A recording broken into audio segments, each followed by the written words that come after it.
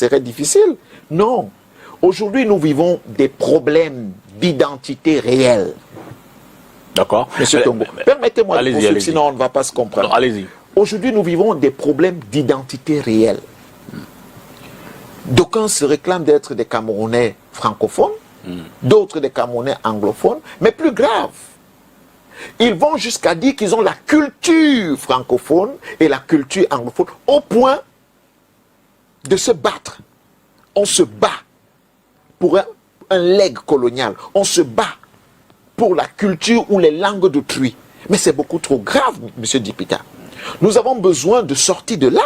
C'est d'ailleurs pour cette raison que nous avons dit dans notre projet que lorsque nous arriverons au pouvoir, dans la réécriture de la Constitution, il n'y aura plus de francophones ni d'anglophones dans ce pays. Nous adopterons une langue qui sera la langue officielle, qui sera parlée au sud-ouest, au nord-ouest, dans l'extrême nord, au nord, dans le littoral, au centre, à l'est, dans toutes les régions du Cameroun. Ce serait quelle langue? Bien que, écoutez, il y a deux façons de choisir, il y a deux façons de faire le choix d'une langue. Soit on met sur pied à contribution des linguistes qui travaillent autour d'un choix, en moins de 6 mois on a une langue, soit on choisit une langue.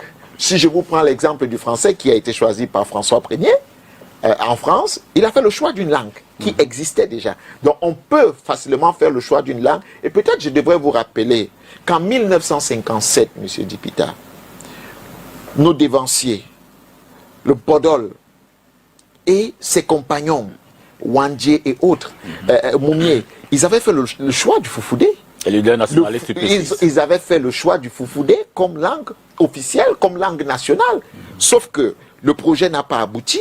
Ils ne sont pas arrivés aux commandes du pays. Ils ont été massacrés par ceux aujourd'hui qui font semblant de reconnaître ces crimes sans pouvoir demander pardon aux Camerounais. Alors, donc, c'est pour vous dire que si eux, en leur temps, en 57, avaient pensé, tenant en compte que le Cameroun a plusieurs langues, pourquoi vous pensez que ce sera une difficulté pour nous, qui sommes des héritiers si vous faites donc, de ces pères fondateurs? Si vous faites donc de la langue et de la culture des piliers fondamentaux pour l'identité nationale, par quel mécanisme, par quels moyens vous intégrez tout cela dans l'éducation, qui c'est peut-être dans les médias, ça se voit par exemple dans certains pays ailleurs, dans l'administration? Comment est-ce que cette vision s'implémente concrètement dans le quotidien des Camerounais? Ben c'est simple, monsieur Tongo. Après une adoption, après la réécriture de la Constitution dans laquelle on dit clairement que voici la langue officielle, tout de suite, dans le programme éducatif, cette langue est intégrée comme étant la langue officielle. Vous savez, je ne sais pas pourquoi... Schématiquement, on fait des livres en cette langue, on adopte cette langue comme la langue parlée dans l'environnement global, national. Bien sûr. Concrètement, qu'est-ce qui se passe? C'est exactement ce qu'on fait. Par un décret. C'est exactement ce qu'on fait. C'est-à-dire qu'on les dans le circuit académique et c'est la langue qui est utilisée dans l'administration. Ça veut dire que, à moins de... Et puis, monsieur Dipita, je vais vous poser une question. Peut-être, c'est vrai que je suis à la mauvaise posture. Mais posez-la, vous répondrez. Les gens qui vont faire des cours d'allemand, comment ils font pour parler allemand à moins de 3 mois, 6 mois? Ceux qui vont faire des cours de chinois, comment ils le font à moins de 3 mois et 6 mois? Qui font des cours de français, comment ils font? Pourquoi pensez-vous que si on adopte une langue, ce sera difficile d'implémenter sur la scène nationale? Non, c'est une question de volonté. Et d'ailleurs, puisqu'elle sera la langue officielle, écoutez, ce sera une obligation pour chacun de parler cette langue, puisque c'est la langue que vous allez utiliser. Et mieux, il ne faut pas perdre de vue un véritable problème que nous avons aujourd'hui sur la scène. Lequel? Problème du tribalisme. D'accord. Et dans le problème du tribalisme, vous savez que la langue est pour beaucoup, pourrait résoudre beaucoup, parce qu'en réalité, si vous pouvez parler une seule langue dans toutes les régions, si à partir de cette langue, vous êtes servi sur la place publique comme privé, ben, il sera difficile de commencer à vous poser une langue parmi d'autres, est-ce que vous ne prendrez pas le risque d'exacerber ces relents tribalistes à travers la langue, puisque vous le dites? Comment ça résout donc ce problème? Non, du tout. Vous savez, j'ai l'impression que vous le comprenez parce que c'est que le fonctionnement d'un État. Comment ça se passe? Le Cameroun ne sera pas le premier pays à adopter une langue parmi les langues qui existent, ou alors à créer une langue parmi les langues, à créer une langue en écartant toutes les langues qui existent, en faisant une langue nationale. En même temps, tous les pays ne vivent pas les mêmes mots que le Cameroun. Hein, je ne sais pas quel mot vous vivez. On parlait du tribalisme, par exemple, tout à l'heure. Comment résoudre la question du tribalisme avec la langue que vous choisirez? C'est la question centrale, du moins à ce stade. Monsieur Tongo, le tribalisme est une conséquence d'un construit de la destruction d'une culture et d'un peuple. Je vais vous rappeler un exemple que j'aime bien utiliser. Quand nous étions petits, pour nous qui avons grandi dans des quartiers où il y avait pas mal de personnes, quand tu disais Kenfak, tu disais Matomba, tu disais Dipita, c'était à peine si on savait d'où venait Kenfak. C'était à peine si on savait d'où venait Ewunjo. C'était à peine si on savait d'où venait Emana. On savait que nous étions tous ces enfants d'un quartier. Nous vivions là, on sautait, on jouait, on faisait nos interquartiers et on s'amusait. C'était ça la réalité. Et rappelez-vous, monsieur Togo, quand vous étiez, et je suis certain de cela, quand vous étiez à l'école primaire et même au lycée, on vous appelait par votre nom de famille. Mais aujourd'hui, on fait vite d'écarter votre nom de famille pour vous appeler par des prénoms. Je vous montre là comment on a construit des concepts qui nous ont amenés à nous retrouver sur un plan tribaliste de la scène et on a l'impression que ce sont les politiques qui amènent le tribalisme et pourtant c'est un construit qui part d'une pensée stratégique pour vous garder dans la division. Parce qu'en réalité, pour vous maintenir faible, il faut vous diviser. Et comment est-ce qu'on vous divise? On pense méthodiquement comment on le fait. Ça part donc de certains concepts que vous ne voyez pas, que vous ignorez, et on vous les applique, vous entrez en plein dedans, vous vous dites, ah non, c'est ça la civilisation. Et pourtant, on est en train de vous écarter des réalités. Maintenant, qu'est-ce que c'est qu'une langue nationale? Une langue, c'est un moyen d'union, d'identité. C'est-à-dire que lorsque je parle, prenons un exemple simple, pour certains Camerounais qui se retrouvent à l'étranger, qui sont au milieu de plusieurs et ils veulent s'exprimer entre eux pour que les autres ne comprennent pas, venant de plusieurs horizons différents au Cameroun, ben, il y a le franc-anglais qui a été composé comme ça par des jeunes. Et là, il faut saluer, n'est-ce pas, la prouesse de ceux-là qui, en manque de quelque chose, ont créé quelque chose. Même si ce n'est pas encore ça. Donc, qu'est-ce qu'ils font? Ils s'expriment dans cette langue-là. Ils se reconnaissent à travers cette langue. D'accord. C'est dialectique. Donc, vous comprenez que c'est important et c'est nécessaire. Ça nous permet quoi? Ça nous permet de résoudre une question identitaire. Ça nous permet de résoudre un problème d'appartenance, un problème tribaliste qui est aujourd'hui sur la scène et plusieurs autres. Donc, c'est important de dire que l'implémentation est trop simple, monsieur Dipita. Je vous le dis, à partir du moment où nous faisons le choix, à moins de 6 mois, presque tous les Camerounais parleront la langue.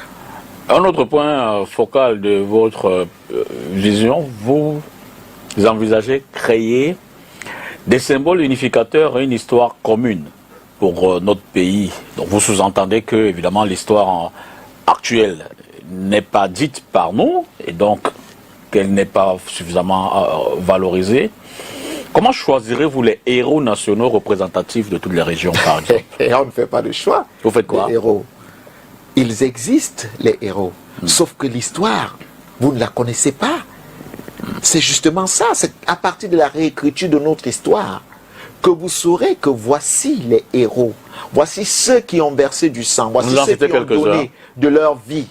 Vous en citez quelques-uns. Vous en connaissez. Robert Oumniobek, si je commence à en citer, et bien d'autres, ses compagnons, et bien d'autres. Et tenez-vous tranquille, dans toutes les régions du Cameroun, si je vous prends l'exemple de Maniben, par exemple, qui vient le lion noir, Banen, mais vous devez comprendre que dans toutes les régions, et presque dans tous les départements du Cameroun, nous avons des héros, mais qui sont oubliés par l'histoire parce qu'en réalité, on a voulu tronquer votre histoire. Monsieur Dipita, une des choses que nous ferons sera la réécriture de cette histoire par les Camerounais. Et personnellement, le temps de discuter avec plusieurs historiens camerounais. J'ai pris personnellement le temps de rencontrer un illustre professeur, le professeur Koumandoumbe III. J'ai discuté, j'ai échangé, j'ai vu de mes yeux des enregistrements. Écoutez-moi très bien. Des enregistrements à la bibliothèque à Afrique Avenir. Des régions, de toutes les régions du Cameroun. C'est-à-dire des personnes allant de 100 ans et plus, et parfois moins. Ils ont pris le temps. Et puis, attention, ces gens s'exprimaient dans leur langue. Et ces langues, aujourd'hui, sont en train d'être traduites. C'est ça notre histoire. Et de ces langues, de ce travail, on n'a pas besoin de vous dire que tel était héros. Puisque plusieurs personnes racontent des histoires du vécu camerounais. C'est simple. Nous pourrons ressortir de cela parce qu'il faut éviter d'inventer les héros. Il faut éviter d'inventer pour tronquer l'histoire. Des gens se sont battus, des gens se battent au quotidien dans plusieurs domaines. Et ces derniers, n'est-ce pas, sont des personnes à valoriser. Donc pour un devoir de mémoire, nous devons apprendre à nos enfants, nous devons apprendre aux Camerounais leur histoire réelle et leur dire voilà. Parce que ceux qui sont présentés pour la plupart sont ceux qui ont servi le colon contre leurs compatriotes. Et c'est eux que le colon a hissé. Vous savez, j'ai toujours très peur quand je vois des colons ou alors quand je vois les Occidentaux apprécier quelqu'un. Quand je vois les Occidentaux apprécier quelqu'un, je commence à me méfier. Je dis, tiens, il y a anguille sur roche. Prenez un exemple simple. Quand ils ne sont pas d'accord avec un dirigeant africain, vous voyez le bac-chiche officiel qui se passe. C'est-à-dire, ils utilisent tous les canaux de communication. Il y a un bac-chiche, on tire sur ces dirigeants, mais le peuple de ces dirigeants-là n'aime pas ces dirigeants. Eux, ils ne font que la promotion de ces dirigeants. Donc, quand vous voyez ces Occidentaux commencer à apprécier un Africain, un Camerounais en particulier, faites très attention, c'est qu'il y a un problème. Les experts pensent que le sentiment d'appartenance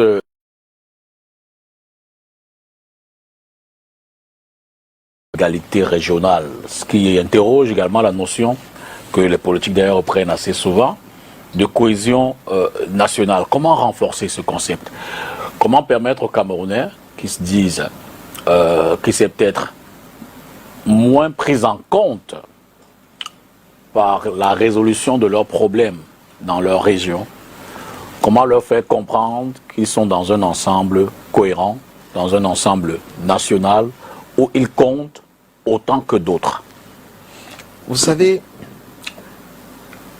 avant de répondre à cette question, il faut peut-être repartir à la source du problème. D'accord. C'est très important pour que les Camerounais comprennent. Qui a partitionné le Cameroun? Qui a divisé le Cameroun tel qu'il est? Le découpage administratif que nous l'avons, qui l'a fait? C'est ceux qui ont écrit la Constitution. Après avoir écrit la Constitution, ils ont découpé le Cameroun comme ils ont bien voulu, pour dire, voilà, et puis les conséquences sont là. Vous voyez des frères qui sont divisés par, si je prends le cas des Banen par exemple, vous partez de Yingui à Ndjiki. Entre Yingui et Ndjiki et Netuku, il n'y a rien au milieu. C'est les villages Banen, c'est les forêts Banen. Mais curieusement, Yingui se trouve dans le département du Kam, Ndjiki se trouve dans le département du Baminoubou, Yingui se trouve dans le littoral, Netuku et Ndjiki se trouve dans le centre. Voilà un découpage où on a divisé des frères. On leur dit, vous appartenez à 2 départements différents, non mieux, à 2 régions différentes. Et c'est comme ça dans tout le pays. Comment vous expliquez ce type de découpage? Vous pensez que ce sont les Camerounais qui l'ont fait? Vous referez la carte du Cameroun. Mais c'est une évidence. Ce n'est pas un débat. Quel serait le schéma? Écoutez, nous partirons déjà de 10 régions à 5 régions. Ça, c'est simple. Donc, il faut comprendre que nous n'avons pas besoin. Et de cette division naissent donc les problèmes que vous évoquez. Parce qu'en réalité, plus vous êtes divisé, plus vous avez des problèmes et moins vous pouvez vous entendre. Parce que chacun réclamera sa part. Comme aujourd'hui, certains ont fait du Cameroun un gâteau, où chacun vous dit, je veux ma part, c'est mon tour, c'est mon ceci. Vous voyez, voilà à quel niveau nous sommes arrivés. Mais là, ce n'est qu'une conséquence de ce qui a été prédit et pensé stratégiquement. Parce qu'en réalité, pour vous tenir pauvre, il fallait arriver à ce résultat. Alors, qu'est-ce que nous devons faire? Aujourd'hui, nous sommes dans la reconstruction des grands ensembles, des grands blocs. Donc, il faut resserrer.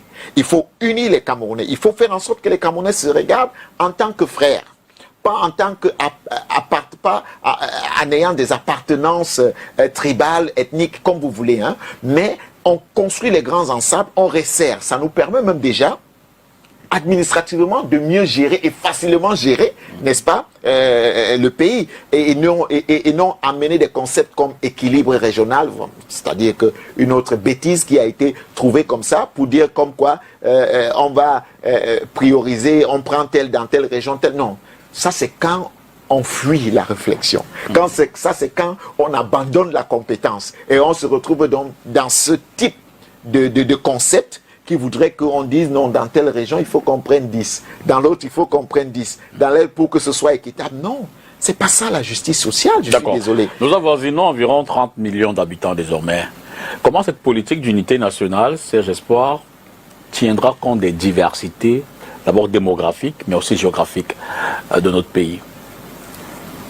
Je ne sais pas si on se comprend, M. Dipita. C'est de ça que nous parlons. C'est tout le mal que je nous souhaite. 30 millions, je vous dirais que nous sommes à près de 40 millions ou plus de 40 millions d'habitants aujourd'hui au Cameroun. C'est dommage que nous ne puissions pas avoir des chiffres officiels, parce que là encore... Mais d'où viennent vos chiffres? Écoutez... Quelle estimation? Vous avez plus de 30% de la population qui n'ont pas d'acte de naissance. Vous faites comment pour les comptabiliser? Raison de plus interroger la source de vos chiffres. Le dernier recensement officiel date de 2005, qui était un recensement purement politique, dans lequel on n'a pas donné des chiffres exacts. Il fallait donner des chiffres pour des élections. Mais comment faites-vous pour arriver à 40 millions d'habitants? Écoutez, c'est simple. Il y a des équations de calcul de la démographie. Si vous partez pas de 2005, bien avant, vous vous rendrez compte qu'aujourd'hui, le Cameroun avoisine les 40 millions d'habitants. Et mieux, nous parcourons le territoire national, M. Dipita. Nous avons cette chance-là de parcourir le triangle national et de voir, même si nous n'avons pas, je vais dire, un compteur des populations que nous voyons au quotidien, mais nous avons tout au moins une notion de ce qui pourrait être la population au Cameroun. Prenez une ville comme Douala. On vous dit par exemple que Bonabéry a, si je prends le cas de Bonabéry, on vous dit par exemple que Bonabéry a 450 000 habitants. Mais c'est une blague. Quand vous êtes à Bonabéry, vous savez que Bonabéry a plus du million d'habitants. Et quand on vous dit que Douala est dans les 3-4 millions d'habitants, mais là encore c'est une blague. La ville de Douala, à elle seule, a plus de 6-7 millions d'habitants. Donc, mais là, ce n'est pas un fait de propagande quand nous le disons, c'est une réalité. Et nous qui parcourons dans le pays, nous voyons ces Camerounais sans acte de naissance, qui ont donné naissance à des enfants. Les enfants n'ont pas d'acte de naissance, ils n'ont pas de cas d'identité. Je vous le dis, M. Dipita, un des gros problèmes que le Cameroun a, c'est que le Cameroun ne connaît pas, ne maîtrise pas sa démographie exacte. Et le Cameroun ne connaît pas sa population, ce qui est un problème de sûreté nationale. Donc maintenant, quand vous parlez de conciliation, d'unité, c'est pas aussi difficile que cela à partir de la vision que nous avons. Puisque notre vision s'appuie sur quoi? Ou alors la construction du pays s'appuie sur quoi? Sur l'unité. D'accord. L'identité d'abord, c'est-à-dire qu'on définit une identité camerounaise qui n'existe presque pas. Sur les bases linguistiques, culturelles et autres. Et maintenant, on va vers l'union des Camerounais, l'unité. C'est-à-dire, quand on parle de l'unité, ce n'est pas dire on prend un Camerounais du Nord, on prend un autre du Sud, on unit, non. On pose l'histoire du Cameroun sur la table. On convoque la mémoire. Il y a des problèmes là. On convoque tout ce qui s'est passé. On regarde devant cette histoire, on se regarde devant cette histoire et on s'émire. On dit qu'est-ce qu'on fait? On se pardonne pour les crimes que nous-mêmes nous avons commis. Parce que c'est important de le dire, avant l'unité, avant l'union, si vous voulez, il faut quand même convoquer sur l'histoire tout ce qui s'est passé. De bien comme à mal, il faut avoir le courage de le dire. Dès qu'on a fini d'unir les Camerounais, quand je vous prends un simple exemple en vous disant que nous ne voudrons plus d'anglophones et de francophones, c'est une forme d'union. C'est une forme d'union. Quand on a donc fini, on va donc vers ce que nous appelons la souveraineté, M. Dipita.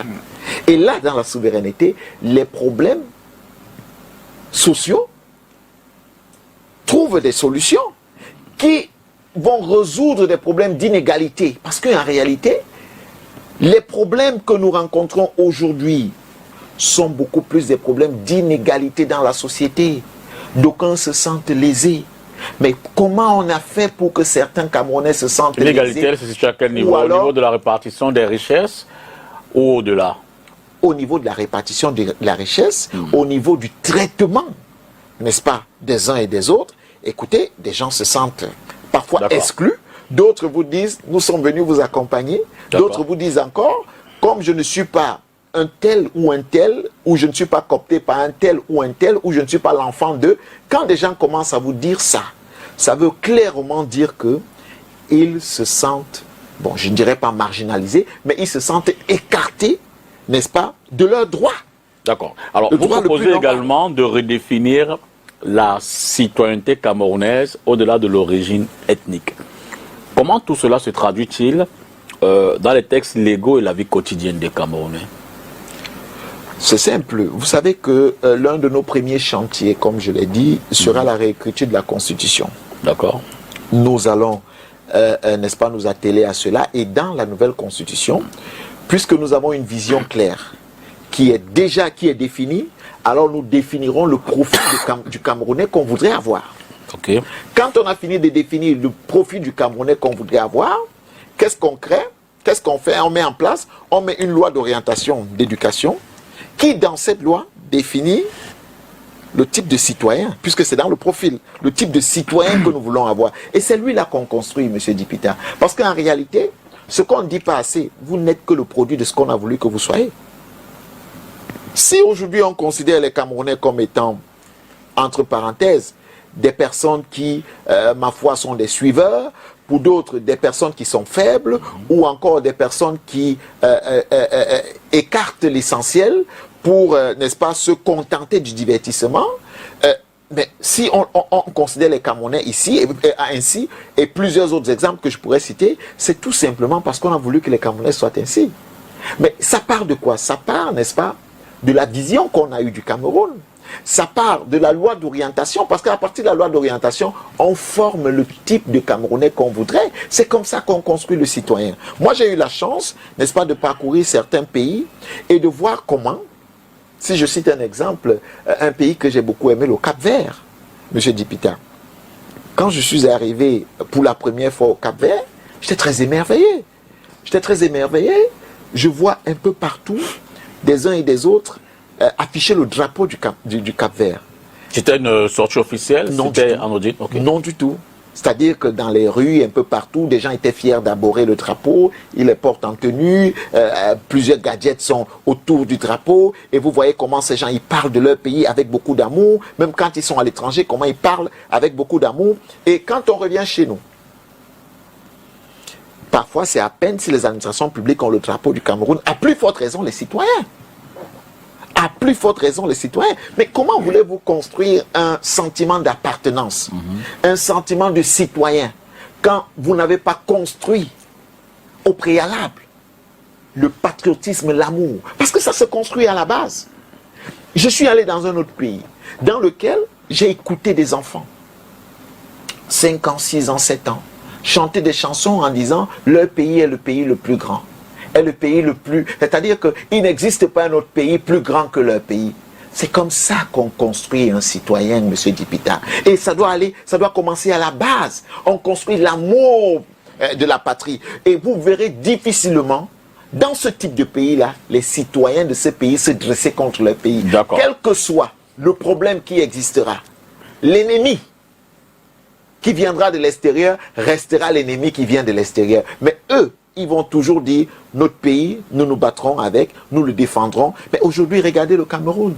Selon vous, qui sont les plus grands pourvoyeurs du Cameroun, ce sont malheureusement des Camerounais qui sont arrivés à un niveau extrême de dégoût du pays.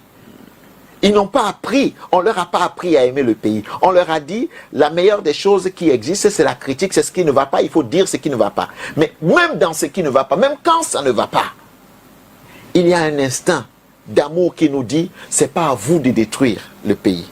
C'est pas à vous de détruire le pays. Parce que ce pays que vous allez détruire, demain vous êtes appelés à y vivre. Ou alors vos familles sont appelées à y rester. Ou encore, ce pays, vous êtes appelé à le construire. C'est pour dire, Monsieur Dipita, le sentiment, le citoyen se construit.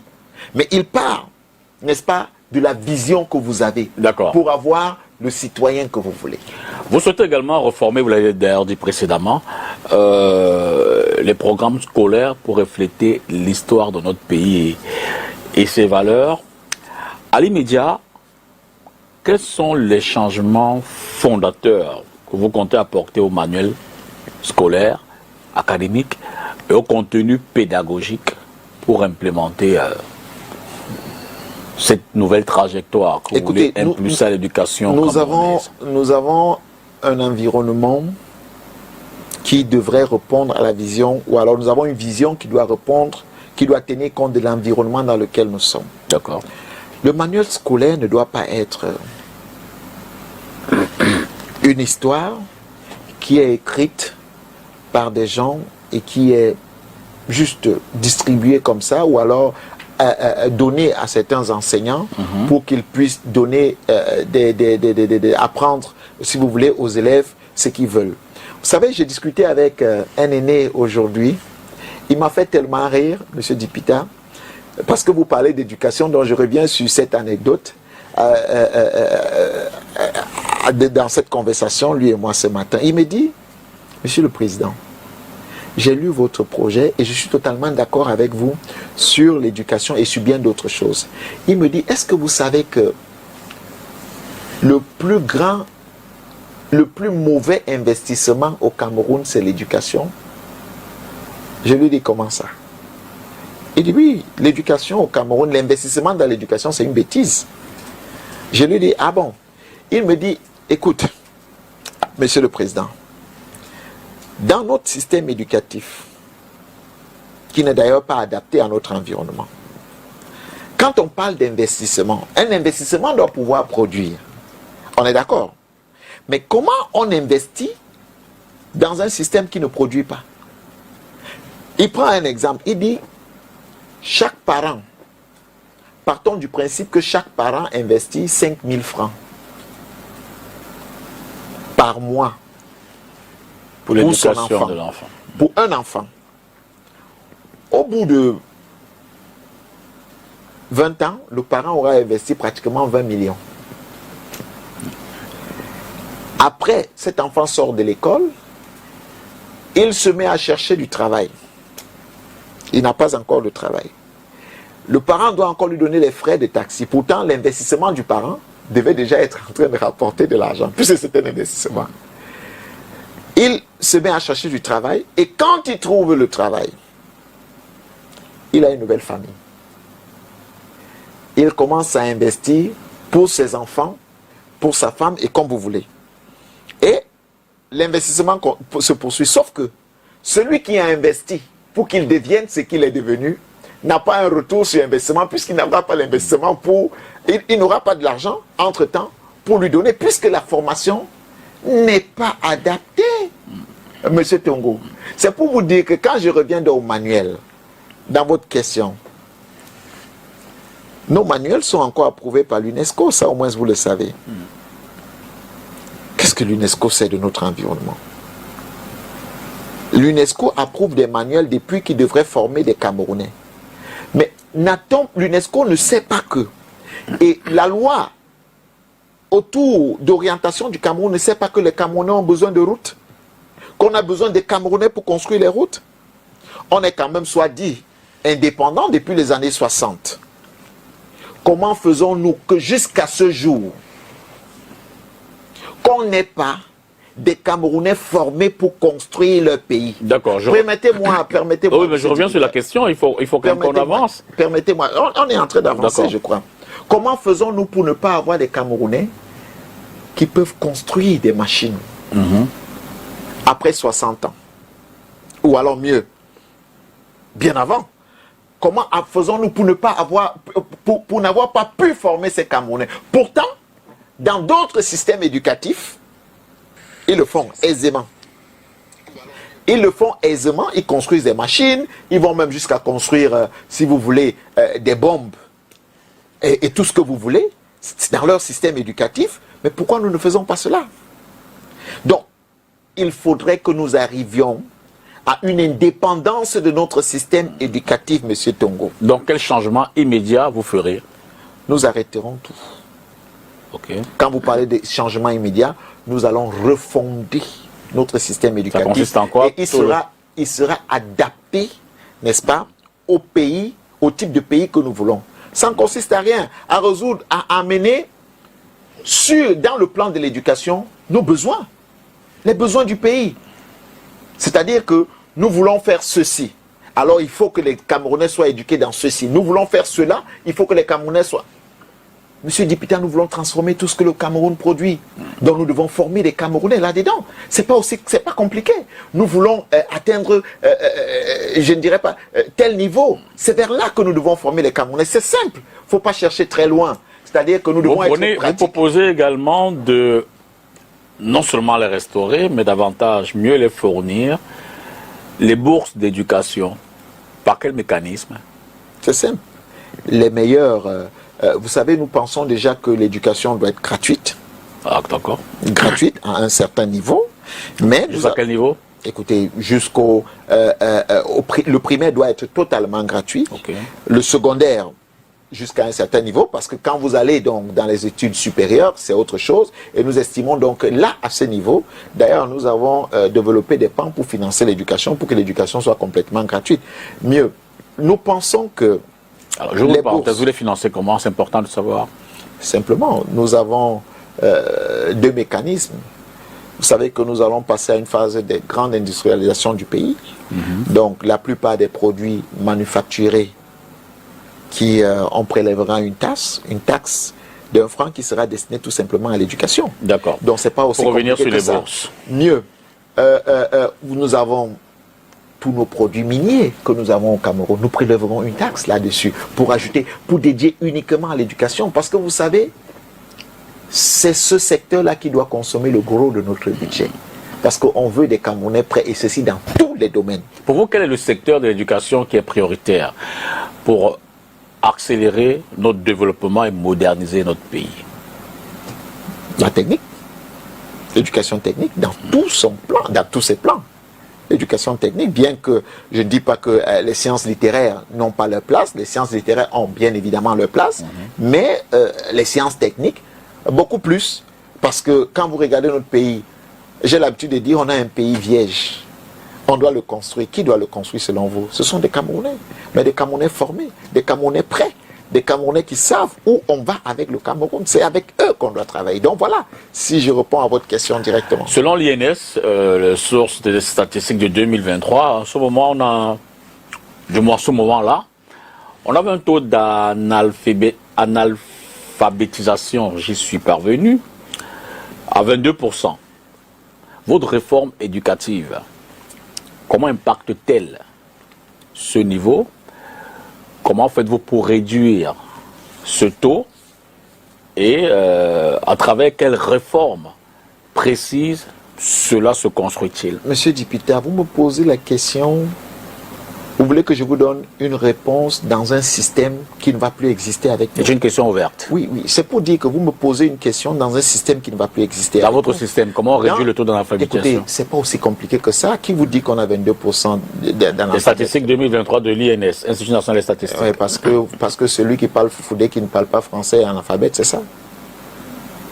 C'est ça? Vous voulez me dire que ceux-là qui ne parlent pas le français ou qui ne vont pas à l'école... Donc le fait de... Non, permettez-moi, vous voulez dire que ceux qui ne vont pas à l'école, là, de ce qu'on a appelé des Moukala, des Blancs, ils sont analphabètes. Mais là, il y a un problème. Il y a un problème quand on utilise ces taux pour, n'est-ce pas, juger une population. On tombe exactement dans le piège des Occidentaux.